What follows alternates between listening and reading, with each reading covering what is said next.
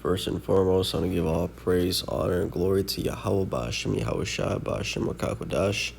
Yahweh is who this world ignorantly calls God. Yahweh Shai is who this world ignorantly calls Jesus. Bahashem means in the name, Rakah means spirit, and Kodash means holy. And that's all in the Paleo Hebrew. I also want to give double honors to the elder bishops and apostles of Great Millstone that taught me this truth. And today's video, I wanted to go into how the angels will pass over the elect. Okay, and I'm going into this because, last night / today was the Passover. And that's the spirit I put post 144 results.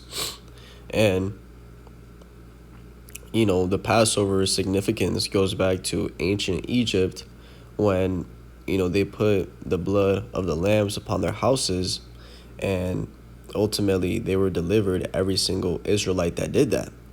So let's read that in Exodus chapter 12 and verse 29. I'll start at verse 21. It says, Then Moses called for all the elders of Israel and said unto them, Draw out and take you a lamb according to your families, and kill the Passover.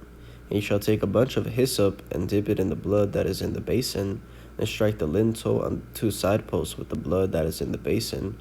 And none of you shall go out at the door of his house until the morning.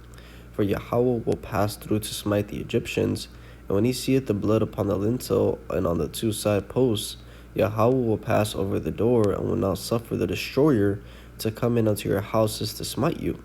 And you shall observe this thing for the ordinance to thee and to thy sons forever and ever.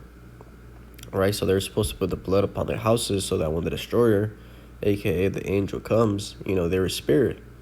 And it says in verse 29, And it came to pass that at midnight Yahweh smote all the firstborn in the land of Egypt, from the firstborn of Pharaoh that sat on his throne unto the firstborn of the captive that was in the dungeon, and all the firstborn of cattle.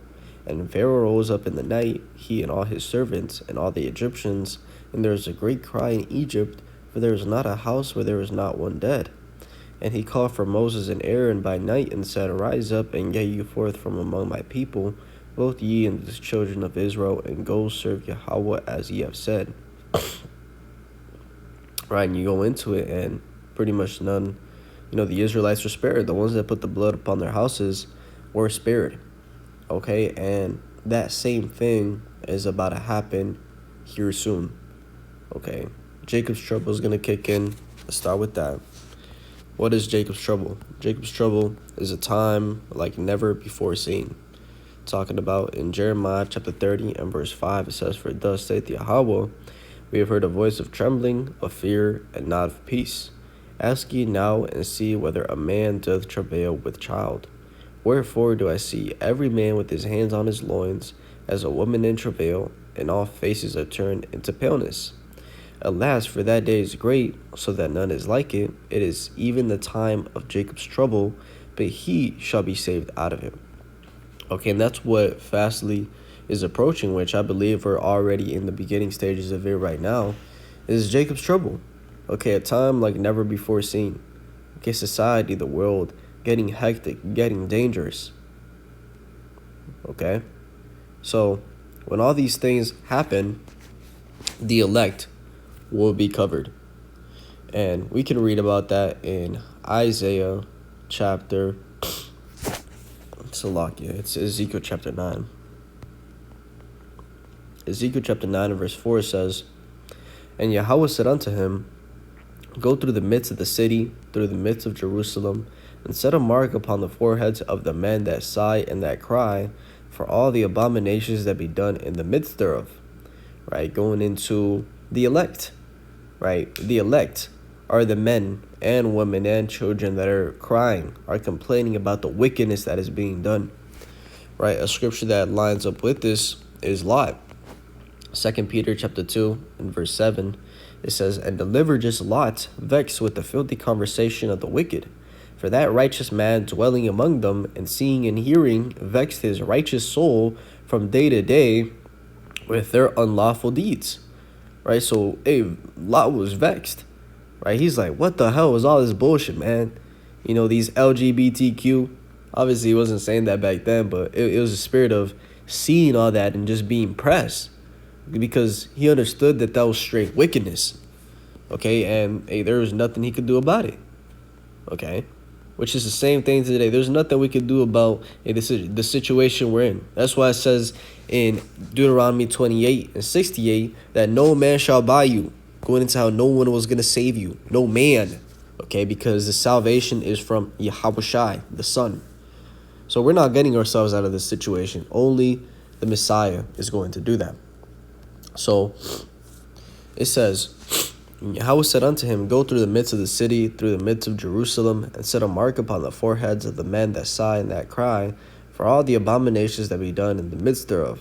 And to the others he said in mine hearing, go ye after him through the city, and smite. Let not your eyes spare, neither have ye pity. Slay utterly old and young, both maids and little children and women, but come not near any man upon whom is the mark. And begin at my sanctuary. Then they began at the ancient men which were before the house. Right? And that's exactly what's going to happen. The Lord is about to send those death angels. And if you don't got that spiritual mark of protection upon you, hey, these angels are going to have your way with you. And it says it is a fearful thing to fall into the hands of the living power. Okay? It says little children, young, both maids, old. Anyone that doesn't have that spiritual mark of protection, hey, take them out. Because Yahweh Bashim Yahushai is not coming to play. Okay? It says that there is going to be a lot of bloodshed.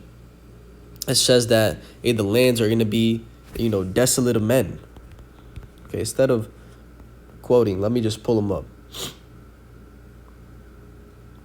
2 Ezra 16:26. The grapes shall ripen, and who shall tread them? For all places shall be desolate of men, so that one man shall desire to see another, and to hear his voice. For of a city there shall be 10 left, and 2 of the field, which shall hide themselves in the thick groves and in the clefts of the rocks. Right, so men are going to be out here, and men are going to be a rare commodity, because majority are going to be sent over there to the east to go fight World War III and are going to die, but the rest that are here are just going to kill each other. They're not going to be able to survive because they're not going to have the spiritual guidance or protection. Right, verse 23. I'll start at 22. For many of them that dwell upon earth shall perish of famine, and the other that escape the hunger shall the sword destroy. Right, and there's another scripture, I believe it's Ezekiel 7. It says, he that is in the field, let's get that.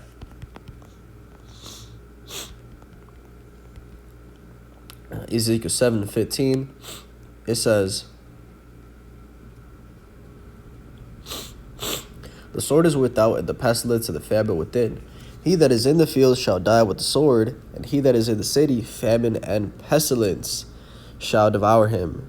Right? So if you in the city, you mainly going to die by disease and not having food, because the food comes into the cities through the trucks, and there's not really any agriculture to be able to sustain yourself. And if you do have agriculture, such as, a farm in your backyard, you're in a city where that's even possible, a house, guess what? Somebody's going to take it. Somebody's completely going to ransack that. So famine and pestilence because of the close concentration of people. But in the field, we don't see that as being the case, because there's more space. You might be able to have stocked up things. You got a little, basement with food in it. So that's where those people are mainly going to get hit by the sword, by other people. I always think about, these Edomites, F-150 in the back with shotguns. That's what's going to happen. So no matter how you slice it, you dice it, trouble is going to be everywhere. Okay? So let's go back to 2 Ezra 16 and finish that. It says, and the dead shall be cast out as dung, and there shall be no man to comfort them.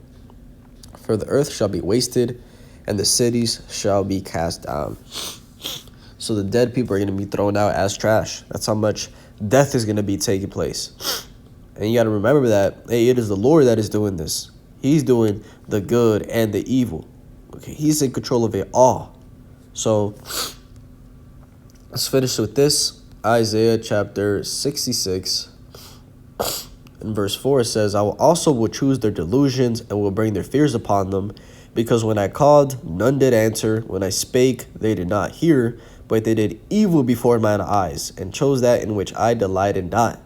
Right? So the Most High is going to F you up, man, in a way that really hurts, because you completely ignored him, right? You thought that what he was saying, which is what his servants are saying, right? Because it says in Hebrews that God at sundry times spake through his servants, the prophets, right? So when the Most High speaks, it's through his men, right? The men are the messengers. But you people, what does it say? Hey, they have misused the prophets. Okay, let's get that. 2 Chronicles 36:16, but they mock the messengers of God and despise his words and misuse his prophets until the wrath of Yahweh arose against his people till there was no remedy. And that's what's about to happen with you niggas out there, man. All you people that been taking this word, lightly, thinking this shit's a joke. A Passover just took place, right? It's happening right now, Passover. Okay? After the sun goes down, Passover. Day of the Passover done. And that's a symbolic for a judgment is about to take place. So, Lord willing, Yahweh Bashem, Yahweh Shai, protects me. And, I eat the Passover worthily, me and the brother, Lord willing, and any elect out there, those doing the work right now. And, in the right spirit, Lord willing, Yahweh Bashem, Yahweh Shai, protect you and your family. But to those people that are in the wrong spirit, to you wicked niggas out there who are abusing the Lord is going to run your tab. Okay? And this is why we read scriptures such as, in the day of thy power, thy people shall be willing. Right? How there shall be a famine of hearing the word. And they shall be, thirsty for the word. How it says that in that day many shall say, Lord, Lord. And he shall say, depart from me, ye that work iniquity. I never knew you. Right, so when shit starts really happening is when you people go realize, damn, they were right. Right, Ezekiel 33, last verse says, then shall they know that a prophet been among them. So they're going to realize, damn, he was right. Let's get right now. Let's seek the Lord now. But for a majority of you people, it's going to be too late. So that's why it says, seek me while I may be found. Right, seek, found. Let's get that in Isaiah, I believe. Isaiah chapter 55 verse 6. Seek ye Yahweh while he may be found. Call ye upon him while he is near. Right? Get this word while you can. Build that foundation, because this is the most precious thing you could have. And soon the world is going to realize that. Soon. So jumping down to verse. We'll finish with this scripture. Isaiah 65 and verse 12, it says, therefore will I number you to the sword, and ye shall all bow down to the slaughter. Because when I called, ye did not answer. When I spake, ye did not hear. But did evil before mine eyes, and did choose that wherein I delighted not. Therefore thus saith Yahweh, behold, my servant shall eat, but ye shall be hungry. Behold, my servant shall drink, but ye shall be thirsty. Behold, my servant shall rejoice, but ye shall be ashamed. Behold, my servant shall sing for joy of heart, but ye shall cry for sorrow of heart, and shall howl for vexation of spirit. So while you wicked Israelites, wicked people are suffering, the elect will be rejoicing, will be taken care of. And that is the title of the video, how the angels will pass over the elect. Hopefully this is edifying. With that, I give all praise, honor, and glory to Yahweh, Ba'ashem, Yahweh Shai, Ba'ashem, Rakakudash. And double honor to the elder bishops and apostles of great millstone that taught me this truth. Shalom till like shalom.